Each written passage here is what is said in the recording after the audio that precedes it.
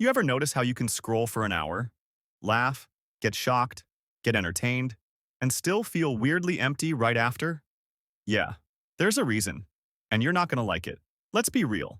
You don't scroll because you're bored. You scroll because you're avoiding something. Your thoughts, your life, your own mind. The internet isn't just stealing your time, it's stealing your ability to sit with yourself. And that's why you feel hollow when you put your phone down. Harsh truth number one. Your brain is addicted to fake dopamine. Every swipe is a tiny hit. Cheap, fast, effortless.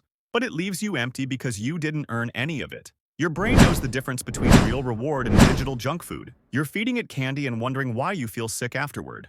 Harsh truth number two. You're consuming more than you're creating. You watch other people live their lives, while yours sits on pause. You compare, you judge, you scroll past 1,000 highlight reels and call it taking a break. But here's the punchline. Your brain thinks you did nothing today because you actually didn't. And that emptiness?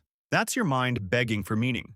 Harsh truth. Number three, you're escaping reality, but reality always catches up. Scrolling distracts you, but the moment the screen goes black, your problems are still there. Your insecurities are still there. Your lack of direction? Still there. You can't outrun your own life, especially not with a thumb. The takeaway, the part you actually need. You don't feel empty because scrolling is bad. You feel empty because scrolling is replacing the things that actually make you feel alive. Things like finishing something, creating something, thinking your own thoughts, feeling your own feelings, living your own life, not watching someone else's. And here's the mindset shift. Don't stop scrolling. Just don't let it be the only thing you do. Consume with intention. Leave the app knowing you chose it, not because your brain begged for another hit. Closing slap of truth. If you don't control your attention, someone else already does. And that emptiness you feel, that's just your life reminding you it wants you back.